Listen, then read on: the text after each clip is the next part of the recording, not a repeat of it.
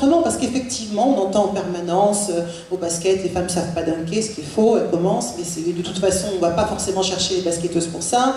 Les handballeuses, c'est trop lent, les footballeuses, regardez, c'est à 2 à l'heure, et on est toujours en train de comparer. Or, effectivement, a priori, les femmes resteront des femmes et n'auront jamais la même façon d'aborder le sport que les hommes. C'est je crois, une excellente question. Et moi, je dis toujours, la féminisation au sens large, je vais expliquer ce que je veux dire par là d'une chaîne de sport, c'est pas une option, c'est une obligation.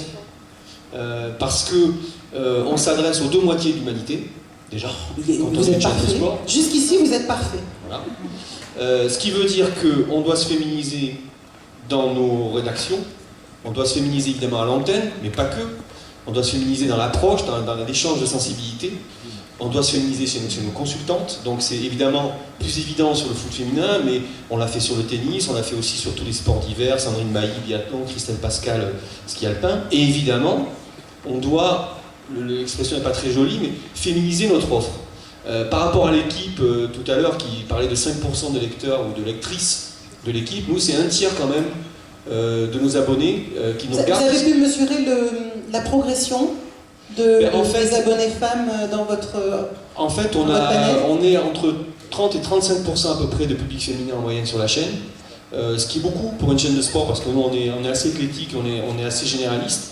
Il ne faut pas oublier que la perception de votre chaîne que vous donnez en étant féminisée est extrêmement importante. C'est-à-dire que même les filles qui sont dans le foyer, que ce soit des mamans, des sœurs, etc., si elles voient leur frère, leur papa ou leur grand-père ou leur oncle regarder une chaîne qui a une touche de féminité, elles vont avoir un capital de sympathie pour cette chaîne extrêmement important. Il ne faut pas oublier que c'est la moitié quand même aussi de l'humanité qui souvent décide des abonnements et qui a la télécommande.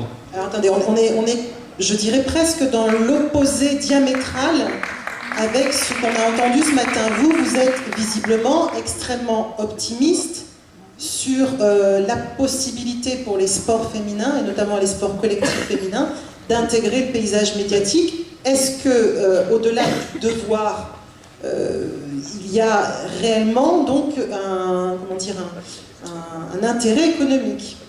Moi j'en suis persuadé, c'est pour ça que je vous dis c'est pas une option, c'est une obligation. Nous en tant que chaîne payante, bon, c'est vrai qu'Eurosport est une chaîne particulière parce que c'est une chaîne payante mais qui est extrêmement visible parce qu'on a près de 9 millions de foyers. Donc quand on construit par exemple le football féminin, on construit notre produit de demain. C'est un peu comme un club de foot avec un centre de formation. De temps en temps vous allez acheter un très grand joueur qui coûte très cher et qui est déjà très fort, qui va vous apporter, qui va vous faire vendre des maillots, qui va vous faire gagner des matchs tout de suite. Donc c'est la même chose pour nous si on achète l'Open d'Australie de tennis ou la Coupe de France de foot, parce que ça c'est ce qu'on appelle nous dans notre jargon des droits premium. En revanche, on se doit aussi de construire l'avenir. Quand on développe le foot féminin, on crée un potentiel d'abonnement. D'ailleurs, je vais vous raconter une petite anecdote moi, qui m'a beaucoup touché il n'y a pas très longtemps. Je rencontre quelqu'un, on discutait de sport en général, c'était une dame, voilà, et elle me dit, vous savez ce que m'a offert mon mari pour Noël? Il m'a offert un abonnement à Eurosport, parce que j'adore le foot féminin. Et ça, je trouvais que c'était vraiment assez exceptionnel. Donc on construit les abonnements de demain. On ne s'attend pas à ce genre de... On construit aussi un potentiel d'attractivité nouveau pour les annonceurs, qui peuvent être intéressés par le football, mais qui peut-être ne veulent pas nécessairement être associés au foot masculin, mais qui se retrouvent beaucoup dans la fraîcheur, la nature, la simplicité qu'on peut retrouver dans le foot féminin.